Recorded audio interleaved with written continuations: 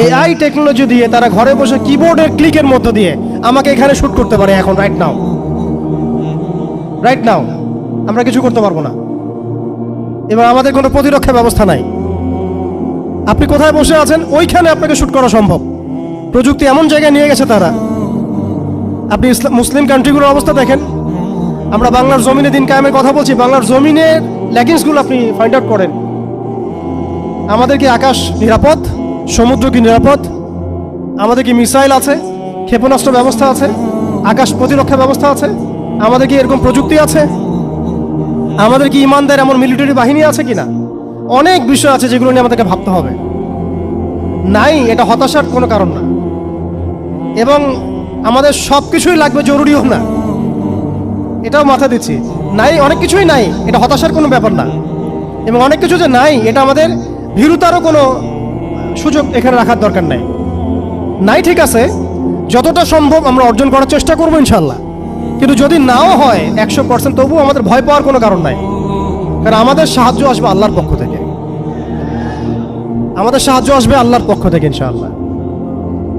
এবং আপনারা এই আয়াতটা জানেন যে কাম মিন ফিআতিন কলিলাতিন গালাবাত ফিআতান কাসীরাতান বিইذنিল্লাহ। কত ক্ষুদ্র ক্ষুদ্র দল এই পৃথিবী থেকে চলে গেছে, যারা বড় বড় দলের উপর বিজয় লাভ করেছিল আল্লাহর সাহায্য নিয়ে। অতএব এটা আমি বলছি যাতে আমরা একটা যুগের সাথে তাল মেলাতে পারি, অন্ততপক্ষে কিছু প্রস্তুতি আমাদের থাকা তো দরকার। ব্যাপারটা তো এমন নয় যে আমরা গেলাম, জায়নামাজে দাঁড়ালাম, দোয়া করলাম, যুদ্ধে জয়লাভ করলাম। এভাবে কিন্তু যুদ্ধ জয় হয় নাই। আপনারা বদরের যুদ্ধের ইতিহাস যদি পড়েন দেখবেন, নবী সাল্লাল্লাহু আলাইহি ওয়াসাল্লাম আগের রাত্রে গিয়েছেন, বৃষ্টি হয়েছে, জায়গা দখল করা হয়েছে, আমরা কূপ দখল করেছি যাতে পানি আমাদের কাছে থাকে, সৈন্য বিন্যাস করা হয়েছে, যতটা ট্যাকটিক নেওয়ার প্রয়োজন সব আমরা নিয়েছি। তারপরে দোয়া, সুবহানাল্লাহ, দোয়া হতে হতে হতে হতে কাঁধ থেকে চাদর পড়ে যাচ্ছে। আবু বকর রাদিয়াল্লাহু আনহু এসে বলছেন যে ইয়া রাসূলুল্লাহ, যথেষ্ট হয়েছে, আপনি থামেন, আল্লাহ আপনার সাথে আছেন, আল্লাহ আপনার দোয়া ফেলবেন না ইনশাআল্লাহ। এরপরে দেখলেন 313 নিয়ে আমরা ওদেরকে হারালাম। সবকিছুর প্রয়োজন আছে। তো আমাদের অবস্থাটা এখন এমন একটা জায়গায় আছে যে ওই খিলাফা যাওয়ার পর থেকে উম্মাহ আজকে এই জায়গায় চলে আসছে। এটা একদিনে হয় নাই, 100 বছর লাগছে। এটা ভাই একদিনে হয় নাই, 100 বছর লাগছে। ওরা 100 বছর মেয়াদি প্ল্যান করেছিল, আরো বেশি প্ল্যান করেছে। ওরা তো প্ল্যান করেছে পুরো প্যালেস্টাইনের এই হোলি ল্যান্ডটাই তারা দখল করবে। এটা ওদের প্ল্যান, এটা আমরা জানি। প্ল্যান এইটা ইরাকের ইউফ্রেটিস নদী থেকে একেবারে মিশরের নীল নদ পর্যন্ত ওরা দখল করতে চায়।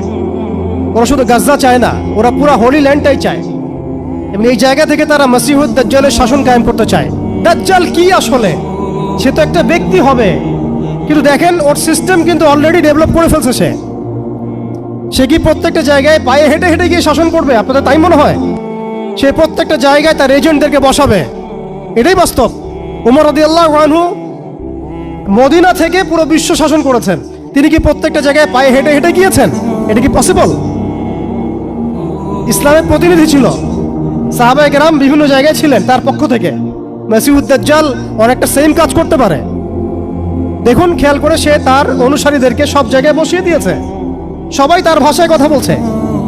বিবিসি, CNN, তারা যে ভাষাগুলো চয়ন করে সেই ভাষায় আমাদের রিপোর্ট করা হয়। ওরা যে মিডিয়াগুলো, FBI, ওরা যে রিপোর্টগুলো প্রদান করে, ওই রিপোর্টের আলোকে আমাদের এখানে প্রশাসনিক বাহিনী কাজ করে। তারা যেভাবে ফাংশন করে সেইভাবে কাজ করা হয়। পুরো বিশ্বটা যেন একটা সিস্টেমের মধ্যে নিয়ে আসা হয়েছে। এটাই হচ্ছে একটা দাজ্জালি ওয়ার্ল্ড অর্ডার। এই ওয়ার্ল্ড অর্ডারটাই তারা ফাংশন করেছিল আমাদের খেলাফতটাকে অ্যাবলিশ করার পরে। এই কারণে আমাদের এখানে প্রশ্ন উঠতেছে যে উম্মার পুনর্গঠন কেন দরকার, কিভাবে সম্ভব? আগে আমাদেরকে বুঝতে হবে যে কোন জায়গায় আমরা চলে আসছি, কোন জায়গা থেকে। এখন কি আমাদের ঈর্ষা হচ্ছে না যে আমরা কোন জায়গায় ছিলাম? এখন কি আমাদের খারাপ লাগছে না যে আমরা আসলে কোন জায়গায় ছিলাম, আজকে কোন জায়গায় আছি? আমরা কি বুঝতে পারছি আমরা কোন জায়গায় আসছি? আর স্মরণ করেন সেই সময় কথা, যখন একটা মুসলিম যুবতীর উপর চোখ তুলে তাকানোর অধিকার কারো ছিল না, এই ক্ষমতা কারো ছিল না। চোখ তুলে ফেলতাম একেবারে আমরা।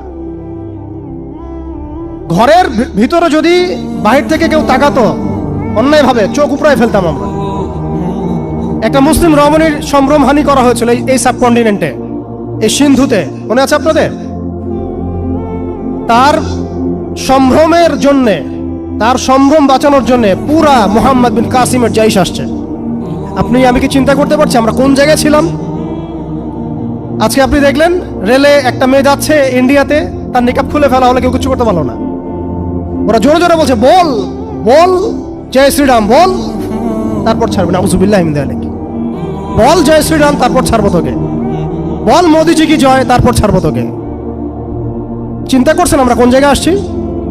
আমাদের কি ভারতে মসজিদের অভাব আছে, মাদ্রাসার অভাব আছে? ভারতে কি মুসলমানদের সংখ্যার অভাব? তাহলে কেন এই জায়গায় আসলো?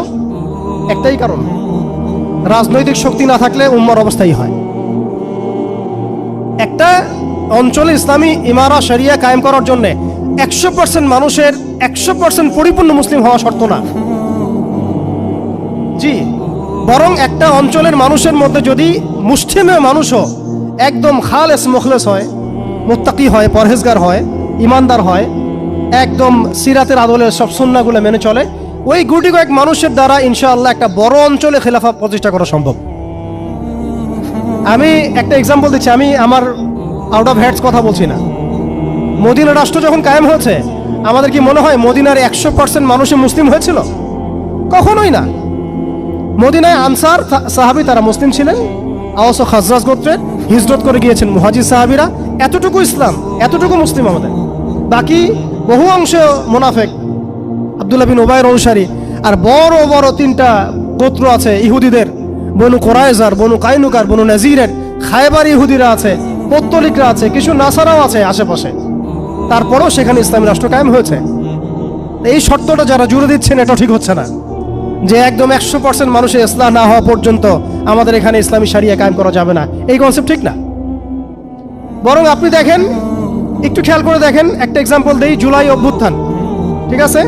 এই সময় মাঠে ময়দানে ছিল সব মিলায় ধরেন 20% মানুষ এই বাংলাদেশের, বাকি 80% মানুষ ঘরেই ছিল, আজও ঘরে আছে, শরিয়া কায়েম হলেও ঘরেই থাকবে।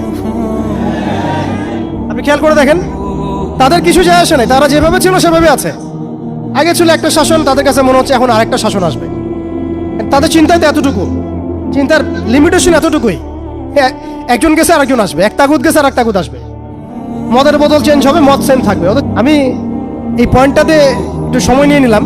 দেখেন ভারতের অবস্থাটা আমাদেরকে খুব পীড়া দিচ্ছে। ভারতের অবস্থা আমাদেরকে অনেক পীড়া দিচ্ছে না? এটা দেওয়ার পরেও কিন্তু আপনি আমি কিছু করতে পারছি না।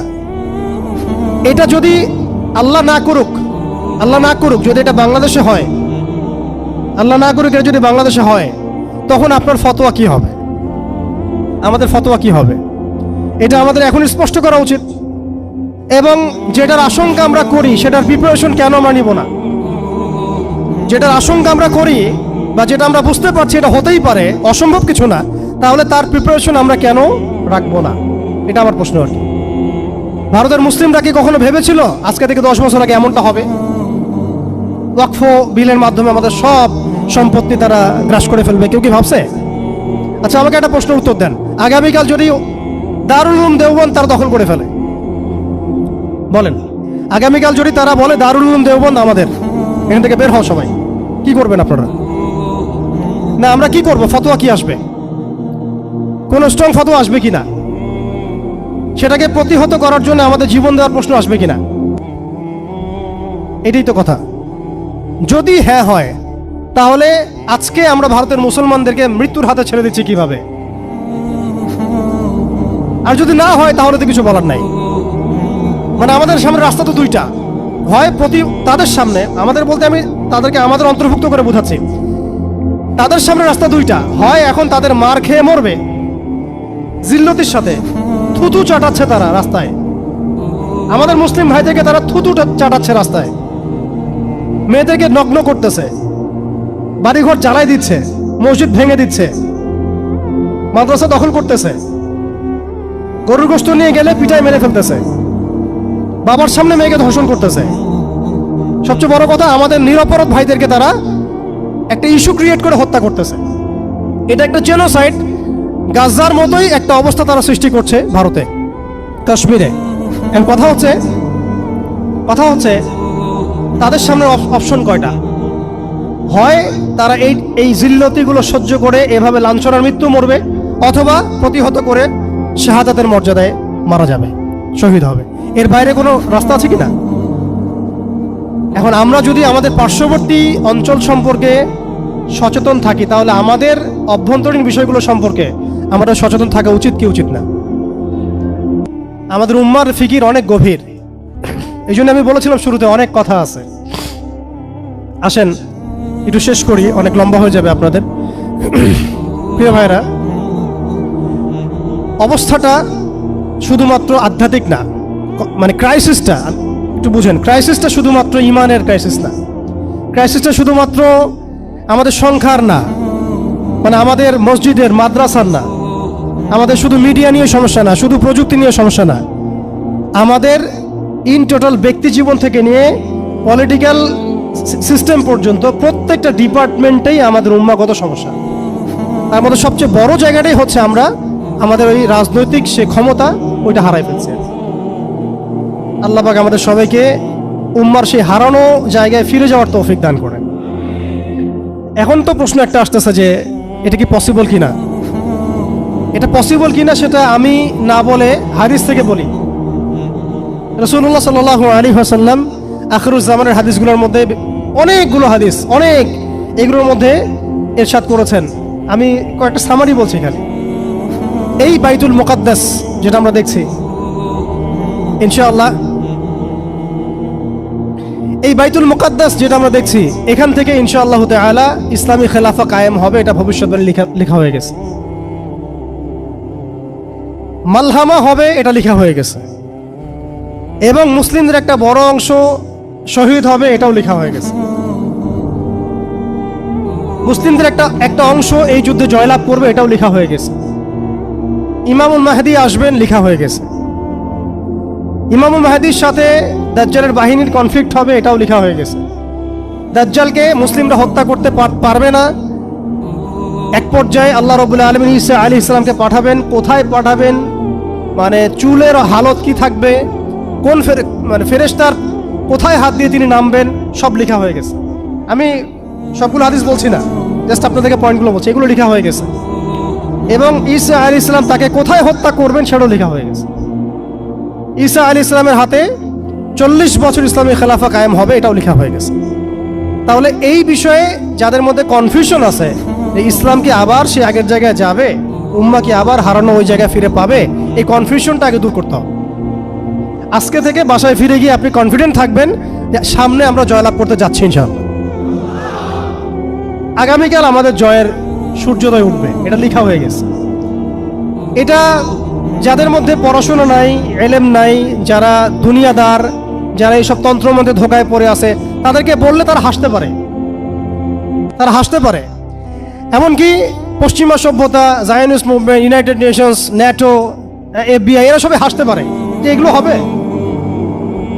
ওরা এগুলোকে ওই যে আসাতিরুল আউয়ালিন বলতে পারে, যেমনটা কাফেররা বলতো, প্রাচীন রীতি কথা, এগুলো বলতে পারে। কিন্তু এটা মুহাম্মদ সাল্লাল্লাহু আলাইহি ওয়াসাল্লামের পবিত্র জবানের ভবিষ্যৎবাণী, কেউ ঠেকাতে পারবে না ইনশাআল্লাহ।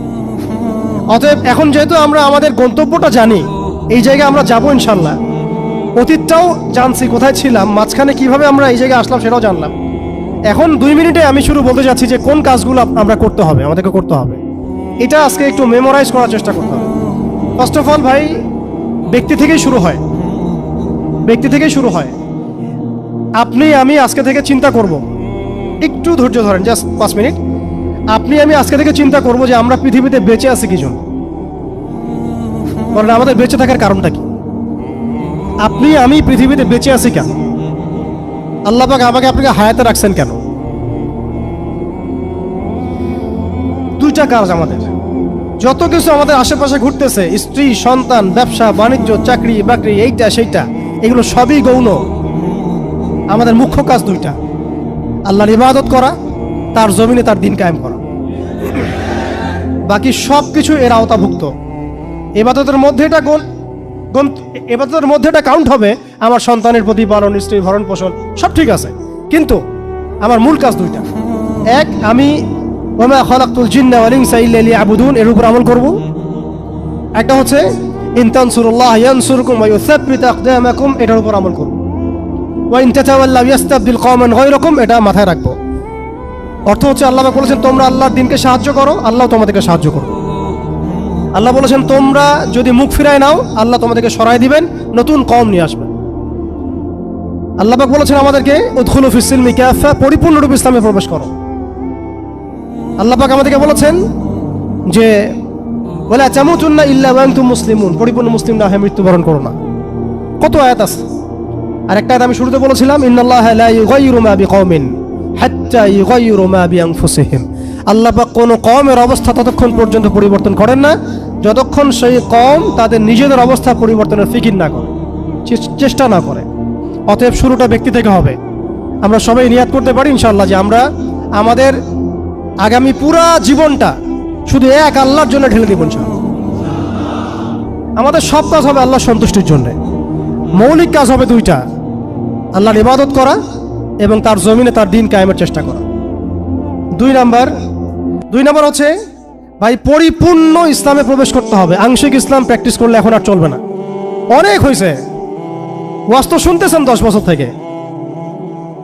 আমি তো মুসলিম পরিবারের সন্তান, 30 বছর হয়ে গেছে বয়স, 35 বছর হয়ে গেছে বয়স। এই যে আমাদের অনেকের বয়স 40-50 হয়ে গেছে। আর কি, আর কত?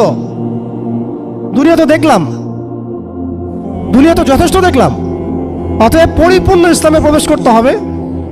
এটার মাধ্যম হচ্ছে আল্লাহ পাকের সব হালাল মেনে চলবো, হারাম মেনে চলবো, সব আদেশ মেনে চলবো, নিষেধ ছেড়ে দেবো, সুন্নাহ ভিত্তিক জীবনযাপন করবো ইনশাআল্লাহ। রাসূল সাল্লাল্লাহু আলাইহি ওয়াসাল্লাম যা করতে বলেছেন করবো, ছাড়তে বলেছেন ছাড়বো। তো প্রিয় যুবক ভাই, চাকরি নিয়ে এত হতাশায় পড়ার কোনো কারণ নাই, রিজিকের সন্ধানে এত হতাশায় পড়ার কোনো কারণ নাই। রিজিক যা আছে তাই পাবেন, আপনার রিজিক লেখা হয়ে গেছে। এরপরে সাউন্ড কমান ডানবাম থেকে। এরপরে মানুষ যখন মায়ের গর্ভে ছিল, বয়স ছিল 4 মাস 10 দিন। কতদিন? 4 মাস 10 দিন। আল্লাহর পক্ষ থেকে ফেরেশতা রূহ নিয়ে এসেছেন। ফেরেশতা বলে কি কিছু আছে? বিশ্বাস করেন? কিন্তু ফেরেশতা তো চোখে দেখা যায় না, তাহলে কেন বিশ্বাস করেন? যখন মুসলিমরা কোনো কিছু না দেখে বিশ্বাস করা শুরু করেছে, তখন এই বিশ্বাসটার একটা নাম দিয়েছে পশ্চিমারা। এই বিশ্বাসটার একটা নাম দিয়েছে পশ্চিমারা। এই বিশ্বাসটার নাম কি জানেন? এই বিশ্বাসটার নাম তারা দিয়েছে ধর্মান্ধতা। কি দিয়েছে? শব্দটা শোনেন নাই? ক্লাসিক্যাল সেকুলার পত্রিকাগুলোর মধ্যে দেখেন না ধর্মান্ধতা শব্দটা? মানে কি? এর মানে কি? মানে আপনি ফেরেশতা তো দেখেন না, বিশ্বাস করেন কেন? তার মানে আপনি অন্ধ, তার মানে আপনি ধর্মান্ধ। বুঝতে পারছেন? এখন আমাকে বলেন যে এই ফেরেশতায় যদি কেউ বিশ্বাস না করে, সে কি মুমিন হতে পারবে? সে কি মুসলিম হতে পারবে? ইমানের যে 6টা পিলার, আল্লাহ বিশ্বাস, ফেরেশতা মণ্ডলীতে বিশ্বাস, আসমানি কিতাবে বিশ্বাস, নবী রাসূলগণে বিশ্বাস, পরকালের জীবনে বিশ্বাস আর ভাগ্যে বিশ্বাস, এই 6টার কোনোটাই কি দেখা যায়, ছোঁয়া যায়, উপলব্ধি করা যায়? কঠিন তরল বায়বীয় পরীক্ষা করা যায়, ল্যাবরেটরিতে গবেষণা করে পরীক্ষা করা যায়? তো যেহেতু আমরা এগুলো না দেখেই বিশ্বাস করি, এই কারণে পশ্চিমরা আমাদেরকে বলে তারা ধর্মান্ধ। এখন উত্তর কি হবে আপনার? উত্তর হচ্ছে এই যে আল্লাহ পাক আমাকে যে জ্ঞান দিয়েছেন, আল্লাহ পাক আমাকে যে লিমিটেড জ্ঞান দিয়েছেন, এই জ্ঞান দিয়ে আমি আগামীকাল কি হবে সেটা বলতে পারি না। বলতে পারি? যে মানুষের জ্ঞান এতই ক্ষুদ্র যে আগামীকাল তার সাথে কি হবে সে বলতে পারে না, সেই মানুষের পক্ষে কি এই অদৃশ্যের জগৎ সম্পর্কে এত গভীর জ্ঞান লাভ করা সম্ভব? মানুষের জ্ঞান কি অসীম না আল্লাহ পাকের জ্ঞান অসীম? এখন সেই অসীম সত্তার পক্ষ থেকে যখন কোনো ওহী আসে, কোনো তথ্য সংবাদ আসে, তাহলে আমি কি সেই জ্ঞানকে পেনিট্রেট করতে পারবো? বরং আমার উচিত হবে সেই তথ্যকে বিশ্বাস করা এবং তার সামনে আত্মসমর্পণ করা। তাহলে আমি ধর্মান্ধ হয়ে সবচেয়ে স্মার্ট মানুষ হয়েছি। যারা আল্লাহ পাকের ওহীতে বিশ্বাস করে সে হচ্ছে সবচেয়ে স্মার্ট মানুষ। কারণ আল্লাহ পাকের ওহীর সব জ্ঞান তো আমি ভেদ করে যেতে পারবো না, কারণ আমি তো আগামীকাল কি হবে তাই জানি না। আগামীকাল কি হবে তাই যে জানে না, সে কিভাবে পরকালের জীবনকে ব্যাখ্যা করবে? কিয়ামতের মাঠে কে কোথায় দাঁড়াবে, কার হাসর কোথায় হবে, কে জান্নাতে যাবে কে জাহান্নামে যাবে, আমি কি বলতে পারবো? কার সাথে কোন ফেরেশতা আছে, কার সাথে কি আকৃতির শয়তান আছে, শয়তান তাকে কিভাবে ওয়াসওয়াসা দেয়, কবরে কি আযাব হয়, আত্মা কাকে বলে, স্বপ্নে মানুষ কেন দেখে হাসে কাঁদে, স্বপ্ন কিভাবে সত্যি হয়, এরকম অনেক প্রশ্ন আছে গায়েবের। এগুলোকে আমরা ব্যাখ্যা করতে পারবো? অতএব গায়েবে বিশ্বাস না করলে কেউ মুমিন হতে পারে না। আর আল্লাহ রাব্বুল আলামিন এই গায়েবের খবর জানেন। এই গায়েবের খবর থেকে আল্লাহ আমাদেরকে যতটুকু তথ্য দিয়েছেন এতটুকু আমরা জানি, এর বেশি আমরা জানি। আচ্ছা, মায়ের গর্ভে যখন সন্তান, তখন ফেরেশতা লিখে দিচ্ছেন এক, তার হায়াত কতটুকু হবে, ব্যাস লেখা হয়ে গেছে। লেখা হয়ে গেছে মানে যা হায়াত, যা অপচয় করেছেন তো করেছেনই। এখন সারা জীবন যদি মাথাটা ঠুকরে ঠুকরে কাঁদেন, তাও ওই অপচয়কৃত দিনগুলো ফিরে আসবে না। শিক্ষা নিবেন না এখান থেকে? 30 বছর চলে গেছে মানে 30 বছর আল্লাহর নাফরমানি করেছেন, সারা জীবন মাথা ঠুকরে কাঁদলেও ওই 30 বছর ফিরে আসবে না। আসবে যুবক ভাই? অতএব কি করা উচিত? ফিরে আসা উচিত নাকি এভাবেই চলতে থাকবে? লেখা হয়ে গেছে, বাড়বেও না কমবেও না। 2, রিজিক কি কি পাবেন, আপনার রিজিক সব লেখা হয়ে গেছে। এখন আপনারা কি রিজিকটাকে হালাল পথে চাচ্ছেন না হারাম পথে? যদি হালাল পথে চান ওই অ্যামাউন্ট অফ রিজিকই পাবেন, যদি হারাম পথে চান ওই রিজিকই পাবেন, এর বাইরে যাবে না রিজিক। যাবে? যাহলে সবর করেন, আল্লাহ পাক হালাল পথেই রিজিক দিবে ইনশাআল্লাহ তাআলা। রিজিক বৃদ্ধির জন্য কিছু আমল আছে, তার মধ্যে শ্রেষ্ঠ আমল হচ্ছে নামাজ, এর সাথে চাশতের নামাজ পড়া। চাশত মানে সালাতুদ দুহা, এর আগে ইশরাকের নামাজ আছে। রিজিক বৃদ্ধির জন্য আত্মীয়তার সম্পর্ক বজায় রাখতে হয়, আত্মীয়তার সম্পর্ক বজায় রাখলে রিজিক প্রশস্ত হবে। বেশি বেশি যে আল্লাহ জিকির করে এবং কোরআন তেলাওয়াত করে তার রিজিক বাড়ে আলহামদুলিল্লাহ, এবং যে আল্লাহর রাস্তায় খরচ করে তার রিজিক বাড়ে। এই রিজিক বাড়ার কিছু পলিসি আছে। সবচেয়ে শ্রেষ্ঠটা হচ্ছে নামাজ, আল্লাহর জিকির, তেলাওয়াত। এরপর আমলের মধ্যে আত্মীয়তার সম্পর্ক বজায় রাখা। নবীজি বলছেন কেউ যদি চায় যে তার রিজিকটা লম্বা হোক, হায়াতটা লম্বা হোক, সে যেন আত্মীয়তার সম্পর্ক বজায় রাখে। আত্মীয়তার সম্পর্ক এখন আস্তে আস্তে নষ্ট হয়ে যাচ্ছে না? খেয়াল করে দেখেন, আত্মীয়তার সম্পর্ক আপনি বজায় রাখবেন। মনে রাখবেন, আমি বারবার একটা কথা বলেছি আপনাদের ওয়াজ মাহফিলে, যে পৃথিবীতে যে কাজই করবেন আল্লাহর সন্তুষ্টির জন্য করবেন।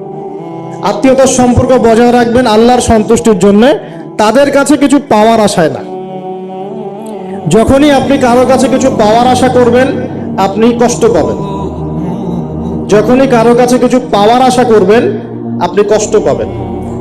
কারো কাছে এত বেশি পাওয়ার আশা করবেন না।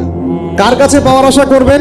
আল্লাহর কাছে, যে আমি এই কাজটা করছি, আল্লাহ আমাকে পুরস্কার দিবে ইনশাআল্লাহ। আমি আত্মীয়তার সম্পর্ক বজায় রাখছি কেন? আল্লাহর কাছে রিজিকে বরকতের আশায়, আল্লাহর সন্তুষ্টির জন্য। মনে রাখবেন প্রিয় ভাইয়েরা, আমল কবুল হওয়ার শর্ত মোটামুটি 3টা। কয়টা? 1 নাম্বার, আমলগুলো হতে হবে আল্লাহর সন্তুষ্টির জন্য। 1। 2 নাম্বার, আমলটা হতে হবে রাসূলুল্লাহ সাল্লাল্লাহু আলাইহি ওয়াসাল্লামের পদ্ধতিতে, অন্য কারো পদ্ধতিতে নয়। 3 নাম্বার, আমলটা করার জন্য আপনার রিজিকটা হতে হবে হালাল। হারাম রিজিকের আমল আল্লাহর কাছে কবুল হয় না। আল্লাহ পাক আমাদের সবাইকে হালাল রিজিকের ব্যবস্থা করে দিন এবং রিজিকটাকে প্রশস্ত করুন, আমিন। তো রিজিক লেখা হয়ে গেছে 2। 3 নাম্বার লেখা হয়ে গেছে এ ব্যক্তি কি কি কাজ করবে দুনিয়ায়, এ ব্যক্তি দুনিয়ায় কি কি কাজ করবে সব লেখা হয়ে গেছে। এখন যদি একটা চোর বলে যে আল্লাহ পাক আমার তাকদিরে লিখেছিলেন যে আমি চুরি করব, তাই আমি চুরি করেছি। এখন যদি একজন ধর্ষক বলে আল্লাহ আমার তাকদিরে লিখেছিল যে আমি ধর্ষণ করব, তাই ধর্ষণ করেছে। এখন যদি যারা এই জনগণের কিছু সম্পদ আত্মসাৎ করে খেয়ে ফেলছে তারা যদি বলে আল্লাহ তাকদিরে লিখছিলেন জন্যই দুর্নীতি করেছি, তাহলে কথাটা কি হবে? গ্রহণযোগ্য হবে? এখন যদি দলিল দেয় তাকদিরে তো লেখা ছিল। এই আকীদাটার নাম হচ্ছে জাবারিয়া আকীদা। কি আকীদা? জাবারিয়া। এমন একজন ব্যক্তি উমর রাদিয়াল্লাহু আনহুর দরবারে এসেছিল, চোর চুরি করেছে, ধরা পড়েছে। উমর রাদিয়াল্লাহু আনহু বলেছেন হাত কেটে ফেলো। তখন সে বলছে যে আমার হাত তো কাটা যাবে না। কেন? আল্লাহ পাক তাকদিরে লিখেছেন আমি চুরি করব, তাই চুরি করেছে। তো উমর রাদিয়াল্লাহু আনহুর সামনে এই কথাটা বলেছে। আর উমর রাদিয়াল্লাহু আনহু কি বিচক্ষণ মানুষ ছিলেন না বোকাশোকা ছিলেন? বলেন, তার মতো শাসক পাওয়া যাবে? তার মতো আরো একজন শাসক আসবে ইনশাআল্লাহ পৃথিবীতে। তার নাম কি? নবী ঈসা আলাইহিস সালাম ইনশাআল্লাহ তাআলা। এবং তার আগে আরো একজন ইমাম আসবেন। তার নাম কি? তার নাম হচ্ছে মুহাম্মদ। কি নাম? তার নাম মুহাম্মদ, তার উপাধি হচ্ছে মাহদি। কখন আসবেন? যখন পৃথিবীতে যুদ্ধ বিগ্রহ ছড়িয়ে পড়বে, ব্যাপক আকারে মালহামা চলবে, তখন আসবেন। কাদের পক্ষে আসবেন? মুসলিমদের পক্ষে। কি উদ্দেশ্যে আসবেন? সারা বিশ্বে জুলুম তুলে ফেলার জন্য। এবং আরেকটা কি উদ্দেশ্য? ওই জেরুজালেম উদ্ধার করার জন্য। কোন জেরুজালেম? যেটা এখন ইহুদিরা দখল করে আছে। চারপাশে আরবরা, মাঝখানে ও কেমন করে দখল করে আছে? আরবদেরকে হাতের মুঠোয় নিয়ে নিয়েছে। এই কারণে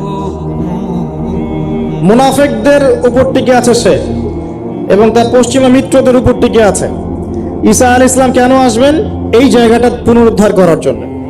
ঈসা আলাইহিস সালাম কি পরাজিত হবেন না বিজয়ী হবেন? কত বছর বিশ্ব শাসন করবেন? 40 বছর। এগুলো হবে বিশ্বে, এগুলো হওয়া এখনো বাকি আছে। আরো কি হবে? মুসলিমরা কনস্ট্যান্টিনোপল আবার জয় করবে। এই কনস্ট্যান্টিনোপলের মধ্যে ফিতনা দেখা দিবে অচিরেই, মুসলিমরা ওইটা আবার দখল করবে ইনশাআল্লাহ তাআলা। আরো কি হবে? বললাম ভূমিকম্পের বছরগুলো আসবে সামনে, এবং মুতায়নুন শাদীদ, মহামারীও আসবে। আরো কি? বড় বড় 3টা ভূমিকম্প বাকি আছে এখনো। আগে বলেছি লেকচারে, একটা পৃথিবীর পূর্বে, একটা পশ্চিমে, একটা মাঝখানে। এগুলো এখনো বাকি আছে। বিশ্বে অনেক কিছু হওয়া এখনো বাকি আছে। এখন যা দেখছি এগুলোই সব না, এগুলো চলে যাবে। সময় কি হবে? চলে যাবে। আরো নতুন সময় আসবে ইনশাআল্লাহ তাআলা। আমাদের দায়িত্ব কি? আমাদের দায়িত্ব পরিস্থিতি বুঝে দিন ধরে রাখা, আমল করা, এবং মানুষকে দিনের দিকে আহ্বান করা। আমরা যদি দায়িত্ব পালন না করি তাহলে কি হবে? আল্লাহ পাক আমাদেরকে সরিয়ে দিয়ে নতুন কওম নিয়ে আসবেন। আল্লাহ পাক সূরা মুহাম্মাদে বলেছেন, ওয়া ইন তাতাওয়াল্লাউ, তোমরা যদি মুখ ফিরিয়ে নাও, ইয়াস্তাবদিল কওমান গায়রাকুম, আল্লাহ পাক নতুন কওমকে তোমাদের জায়গায় স্থলাভিষিক্ত করবেন। সুম্মা লা ইয়াকুনু আমসালাকুম, তারা তোমাদের মতো হবে না, মানে আমাদের মতো অপদার্থ হবে না। উম্মার বিজয়ের শর্ত কি? আল্লাহ সূরা মুহাম্মাদই বলেছেন, ইন তানসুরুল্লাহ ইয়ানসুরুকুম, তোমরা আল্লাহর দ্বীনকে সাহায্য করো, তবেই আল্লাহ তোমাদেরকে সাহায্য করবেন। ওয়া ইউসাব্বিত আকদামাকুম, তোমাদের পা আল্লাহ দৃঢ় করে রাখবেন। আমরা আল্লাহকে সাহায্য না করলে আল্লাহ পাক আমাদেরকে সাহায্য করবেন না। সিম্পল। আল্লাহ পাক সূরা রা'দের মধ্যে বলছেন, ইন্নাল্লাহা লা ইউগাইয়িরু মা বিকওমিন হাত্তা ইউগাইয়িরু মা বিআনফুসিহিম, আল্লাহ পাক কোন কওমের অবস্থা ততক্ষণ পরিবর্তন করেন না যতক্ষণ না সেই কওম তার নিজের অবস্থার পরিবর্তনের চেষ্টা করে। তাহলে আমাদের পরিবর্তন কেন হচ্ছে না? কারণ আমরা নামাজ ছেড়ে দিয়েছি। 90% মুসলিমের দেশে কত পার্সেন্ট নামাজ পড়ে চিন্তা করে দেখবেন। আমরা কোরআন ছেড়ে দিয়েছি। 90% মুসলিমের দেশে কত পার্সেন্ট বিশুদ্ধ করে কোরআন তেলাওয়াত করতে পারে একটু খোঁজ নিয়ে দেখবেন। কোরআন শুমারি করে দেখেন, নামাজ শুমারি করে দেখেন, তাহলে বুঝতে পারবেন। আর যারা কোরআন পড়তে জানে তাদের মধ্যে কত পার্সেন্ট কোরআনের অর্থটা বোঝে, এটা আরো বড় বিষয়। তারপরে আবার কারা মেনে চলে, এটা আরো বড় বিষয়। আর আমরা কতজন মানুষ দিন ইসলামকে সামগ্রিক দিন হিসেবে মানি, এটাও একটা বড় বিষয়। আমরা মানি ঠিকই, আংশিক আংশিক। যেমন ইবাদত বন্দেগী জীবনে মুসলমান, অর্থনৈতিক জীবনে গিয়ে আবার সুদখোর, এমন না বিষয়টা? এমন হয় না বিষয়টা? ইবাদত বন্দেগীর জীবনে আমি পাক্কা মুসলিম, কপালে সেজদার দাগ আছে মাশাআল্লাহ, দাড়ি টুপিও আছে মাশাআল্লাহ, কিন্তু ব্যবসায় গিয়ে মাপে কম দিচ্ছি না, ব্যবসায় গিয়ে আমি হারাম ভেজাল দিচ্ছি কিনা, এরকম হচ্ছে কিনা? হচ্ছে। কিন্তু সে কিন্তু মুসলিম এবং নামাজও পড়ে। তা আমাদের সমস্যা ভাই এখানেই। এখন এই সমস্যাটা সলভ করলে ইনশাল্লাহ সব সমস্যা সলভ হয়ে যাবে ইনশাল্লাহ। সমস্যাটা কি? আমরা ইসলামটাকে আংশিকভাবে মানি, পরিপূর্ণ জীবনে ইসলাম বাস্তবায়ন করতে পারছি না। আমি আপনি হয়তো কেউই পারছি না। ফখর করলে বলার নাই যে আমি খুব পারছি, আসলে আমিও পারছি না। কারণ এই যুগে এটা পারাটা খুব ডিফিকাল্ট। এই যুগে পারাটা কি খুবই কঠিন, কিন্তু এটাই তো এই যুগের চ্যালেঞ্জ। নবীজি বলেছেন, তোমাদের সামনে এমন যুগ আসছে যে যুগে ঈমান ধরে রাখাটা হাতের মধ্যে আগুন ধরে রাখার মতো হবে। তবে সুসংবাদ ওই যুগে তাদের জন্য যারা আমার সুন্নতকে আবার জীবিত করতে পারবে, যে আমার মৃত সুন্নতকে জীবিত করবে, আল্লাহ পাক তাকে দুধ মানে প্রেমময়। আল্লাহ পাক ভালোবাসেন কিনা? তাহলে এই পুরো মহাবিশ্ব সৃষ্টি করে আল্লাহ পাক কি মহাবিশ্বের মধ্যে ভালোবাসা ছড়িয়ে দেন নাই? আল্লাহ রাব্বুল আলামিন 6 দিনে মহাবিশ্ব সৃষ্টি করে মহাবিশ্বের সব জায়গায় যার যার কাজ তাকে বুঝিয়ে দিলেন। কোন গ্রহ কি কাজ করবে, কোন সৌরজগৎ কেমন করে চলবে, দুনিয়া কিভাবে ঘুরবে, সূর্য কিভাবে উঠবে, চাঁদ কিভাবে আসবে, কোন মাখলুক কি কাজ করবে, ফেরেশতাদের কাজ কি হবে, ইত্যাদি ইত্যাদি। আল্লাহ পাক সমস্ত কাজ বুঝিয়ে দিলেন। সূরা আলিফ লাম মিম সাজদা, হামিম সাজদার মধ্যে আছে, পড়ে দেখবেন। আল্লাহ পাক পুরো মহাবিশ্বের দায়িত্ব বন্টন করে দিলেন। এবার আল্লাহ রাব্বুল আলামিন কি করলেন শোনেন। আল্লাহ রাব্বুল আলামিন বলছেন, এই পুরো মাখলুক কায়নাত সৃষ্টি করার পর আল্লাহ পাক তার রহমতকে 100 ভাগে ভাগ করলেন। কত ভাগে? আল্লাহ পাকের দয়া, রহমত, ভালোবাসাকে 100 ভাগে ভাগ করলেন। ভাগ করে এক ভাগ, মাত্র এক ভাগ আল্লাহ পাক পুরো মহাবিশ্বে ছড়িয়ে দিলেন। বলেন সুবহানাল্লাহ। বাকি 99 ভাগ রহমত আল্লাহ পাক তার কাছে রাখলেন।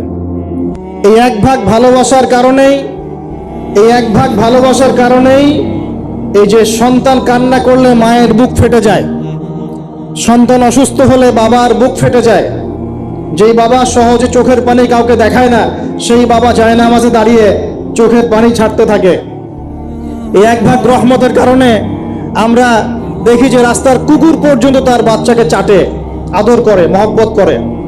এই এক ভাগ রহমতের কারণে আমরা আমাদের স্ত্রীদেরকে মহব্বত করি, স্ত্রীকে সুখে রাখার জন্য জীবনটা পর্যন্ত বিলিয়ে দেয়। সকাল থেকে রাত পর্যন্ত কোনো কোনো ক্ষেত্রে হারাম পথে যেতেও দ্বিধা করি না, স্ত্রী সন্তান সুখে থাক এই আশায়, তাই না ভাই? এই এক ভাগ রহমতের কারণে, এই এক ভাগ রহমতের কারণে গাভী দেখবেন, গাভী তার বাচ্চাকে প্রসবের পর চাটে, গাটা চেটে পরিষ্কার করে দেয়। এই এক ভাগ রহমতে পুরো কায়নাত টিকে আছে। আর নবী সাল্লাল্লাহু আলাইহি ওয়াসাল্লাম বলছেন, বাকি 99% রহমত আল্লাহ পাক তার কাছে রেখেছেন। এই রহমত এবং ভালোবাসা দিয়ে আল্লাহ পাক কিয়ামতের মাঠে মানুষকে মাফ করবে ইনশাআল্লাহ।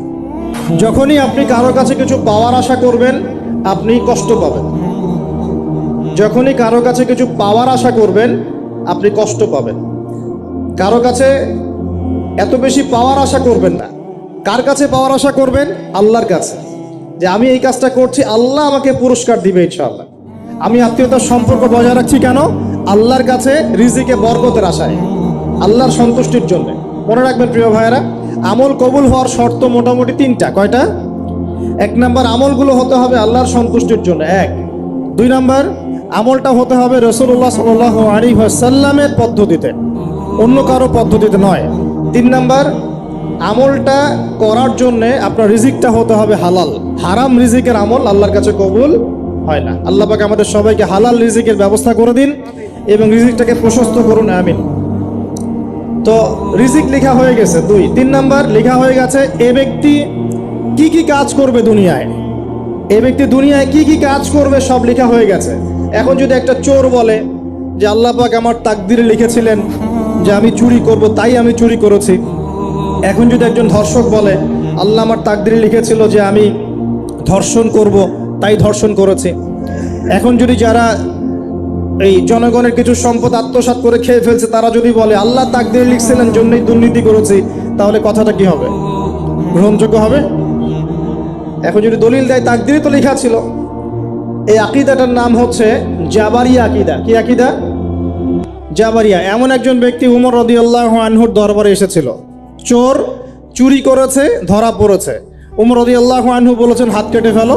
তখন সে বলছে যে আমার হাত তো কাটা যাবে না, কেন? আল্লাহ পাক তাকদিরে লিখেছেন আমি চুরি করব, তাই চুরি করেছে। তো উমর রাদিয়াল্লাহু আনহুর সামনে এই কথাটা বলেছে। আর উমর রাদিয়াল্লাহু আনহু কি বিচক্ষণ মানুষ ছিলেন না বোকাশোকা ছিলেন? বলেন, তার মতো শাসক পাওয়া যাবে? তার মতো আরো একজন শাসক আসবে ইনশাআল্লাহ পৃথিবীতে। তার নাম কি? নবী ঈসা আলাইহিস সালাম, ইনশাআল্লাহ তাআলা। এবং তার আগে আরো একজন ইমাম আসবেন। তার নাম কি? তার নাম হচ্ছে মুহাম্মদ। কি নাম? তার নাম মুহাম্মদ, তার উপাধি হচ্ছে মাহদি। কখন আসবেন? যখন পৃথিবীতে যুদ্ধ বিগ্রহ ছড়িয়ে পড়বে, ব্যাপক আকারে মালহামা চলবে, তখন আসবেন। কাদের পক্ষে আসবেন? মুসলিমদের পক্ষে। কি উদ্দেশ্যে আসবেন? সারা বিশ্বে জুলুম তুলে ফেলার জন্য। এবং আরেকটা কি উদ্দেশ্য? ওই জেরুজালেম উদ্ধার করার জন্য। কোন জেরুজালেম? যেটা এখন ইহুদিরা দখল করে আছে। চারপাশে আরবরা, মাঝখানে ও কেমন করে দখল করে আছে? আরবদেরকে হাতের মুঠোয় নিয়ে নিয়েছে। এই কারণে মুনাফিকদের উপর টিকে আছে সে, এবং তার পশ্চিমা মিত্রদের উপর টিকে আছে। ঈসা আলাইহিস সালাম কেন আসবেন? এই জায়গাটা পুনরুদ্ধার করার জন্য। ঈসা আলাইহিস সালাম কি পরাজিত হবেন না বিজয়ী হবেন? কত বছর বিশ্ব শাসন করবেন? 40 বছর। এগুলো হবে বিশ্বে, এগুলো হওয়া এখনো বাকি আছে। আরো কি হবে? মুসলিমরা কনস্ট্যান্টিনোপল আবার জয় করবে। এই কনস্ট্যান্টিনোপলের মধ্যে ফিতনা দেখা দিবে অচিরেই, মুসলিমরা ওইটা আবার দখল করবে ইনশাআল্লাহ তাআলা। আরও কি হবে বললাম, ভূমিকম্পের বছরগুলো আসবে সামনে, এবং মুতায়নুন শাদীদ মহামারীও আসবে। আরও কি বড় বড় 3টা ভূমিকম্প বাকি আছে এখনো, আগে বলেছি লেকচারে, একটা পৃথিবীর পূর্বে, একটা পশ্চিমে, একটা মাঝখানে, এগুলো এখনো বাকি আছে। বিশ্বে অনেক কিছু হওয়া এখনো বাকি আছে। এখন যা দেখছি এগুলোই সব না, এগুলো চলে যাবে, সময় কি হবে, চলে যাবে, আরও নতুন সময় আসবে ইনশাআল্লাহ তাআলা। আমাদের দায়িত্ব কি? আমাদের দায়িত্ব পরিস্থিতি বুঝে দিন ধরে রাখা, আমল করা এবং মানুষকে দিনের দিকে আহ্বান করা। আমরা যদি দায়িত্ব পালন না করি তাহলে কি হবে? আল্লাহ পাক আমাদেরকে সরিয়ে দিয়ে নতুন কওম নিয়ে আসবেন। আল্লাহ পাক সূরা মুহাম্মাদে বলেছেন, ওয়াইন তাতাওয়াল্লাউ, তোমরা যদি মুখ ফিরিয়ে নাও, ইয়াস্তাবদিল কওমান গায়রাকুম, আল্লাহ পাক নতুন কওমকে তোমাদের জায়গায় স্থলাভিষিক্ত করবেন। সুম্মা লা ইয়াকুনু আমসালাকুম, তারা তোমাদের মতো হবে না, মানে আমাদের মতো অপদার্থ হবে না। উম্মার বিজয়ের শর্ত কি? আল্লাহ সূরা মুহাম্মাদেই বলেছেন, ইন তানসুরুল্লাহ ইয়ানসুরুকুম, তোমরা আল্লাহর দ্বীনকে সাহায্য করো তবেই আল্লাহ তোমাদেরকে সাহায্য করবে। ওয়া ইউসাব্বিত আকদামাকুম, তোমাদের পা আল্লাহ দৃঢ় করে রাখবেন। আমরা আল্লাহকে সাহায্য না করলে আল্লাহ পাক আমাদেরকে সাহায্য করবেন না, সিম্পল। আল্লাহ পাক সূরা রা'দের মধ্যে বলেন, ইন্নাল্লাহা লা ইউগাইয়িরু মা বিকওমিন হাত্তা ইউগাইয়িরু মা বিআনফুসিহিম, আল্লাহ পাক কোনো কওমের অবস্থা ততক্ষণ পরিবর্তন করেন না যতক্ষণ না সেই কওম তার নিজের অবস্থার পরিবর্তনের চেষ্টা করে। তাহলে আমাদের পরিবর্তন কেন হচ্ছে না? কারণ আমরা নামাজ ছেড়ে দিয়েছি। 90% মুসলিমের দেশে কত পার্সেন্ট নামাজ পড়ে চিন্তা করে দেখবেন।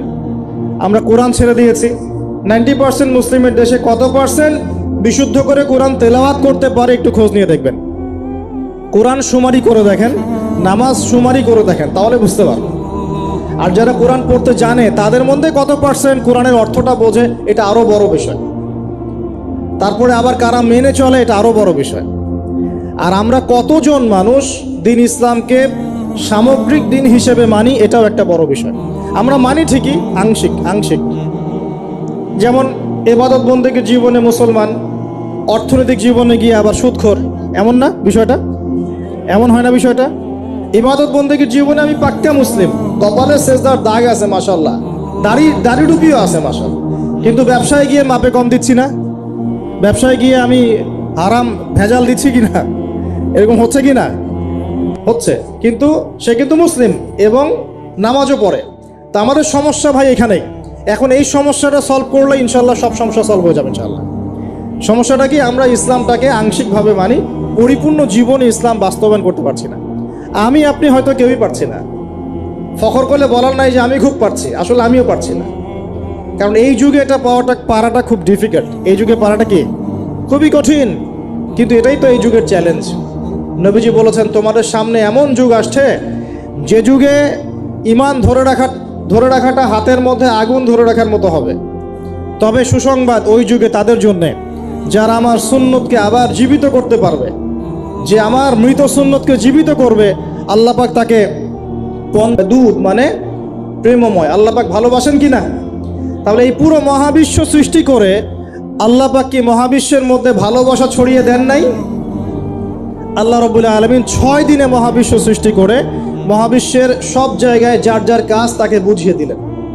কোন গ্রহ কি কাজ করবে, কোন সৌরজগৎ কেমন করে চলবে, দুনিয়া কিভাবে ঘুরবে, সূর্য কিভাবে উঠবে, চাঁদ কিভাবে আসবে, কোন মাখলুক কি কাজ করবে, ফেরেশতাদের কাজ কি হবে, ইত্যাদি ইত্যাদি।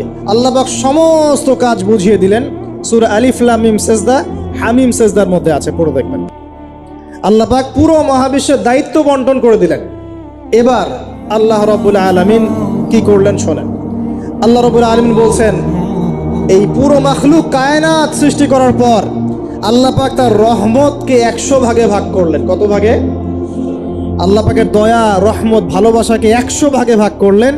ভাগ করে মাত্র এক ভাগ আল্লাহ পাক পুরো মহাবিশ্বে ছড়িয়ে দিলেন, বলেন সুবহানাল্লাহ। বাকি 99 ভাগ রহমত আল্লাহ পাক তার কাছে রাখলেন। এই এক ভাগ ভালোবাসার কারণেই এই যে সন্তান কান্না করলে মায়ের বুক ফেটে যায়, সন্তান অসুস্থ হলে বাবার বুক ফেটে যায়, যেই বাবা সহজে চোখের পানি কাউকে দেখায় না, সেই বাবা জায়নামাজে দাঁড়িয়ে চোখের পানি ছাড়তে থাকে। এই এক ভাগ রহমতের কারণে আমরা দেখি যে রাস্তার কুকুর পর্যন্ত তার বাচ্চাকে চাটে, আদর করে, মহব্বত করে। এই এক ভাগ রহমতের কারণে আমরা আমাদের স্ত্রীদেরকে মহব্বত করি, স্ত্রীকে সুখে রাখার জন্য জীবনটা পর্যন্ত বিলিয়ে দেয়। সকাল থেকে রাত পর্যন্ত কোনো কোনো ক্ষেত্রে হারাম পথে যেতেও দ্বিধা করি না, স্ত্রী সন্তান সুখে থাক এই আশায়, তাই না ভাই? এই এক ভাগ রহমতের কারণে গাভী দেখবেন, গাভী তার বাচ্চাকে প্রসবের পর চাটে, গাটা চেটে পরিষ্কার করে দেয়। এই এক ভাগ রহমতে পুরো কায়নাত টিকে আছে। আর নবী সাল্লাল্লাহু আলাইহি ওয়াসাল্লাম বলছেন বাকি 99% রহমত আল্লাহ পাক তার কাছে রেখেছেন। এই রহমত এবং ভালোবাসা দিয়ে আল্লাহ পাক কিয়ামতের মাঠে মানুষকে মাফ করবে ইনশাআল্লাহ। তার মানে বলেন আল্লাহু আকবার। তার মানে আমরা আশা করতে পারি ইনশাআল্লাহু তাআলা আমরা আল্লাহর জান্নাত পাবো ইনশাআল্লাহ।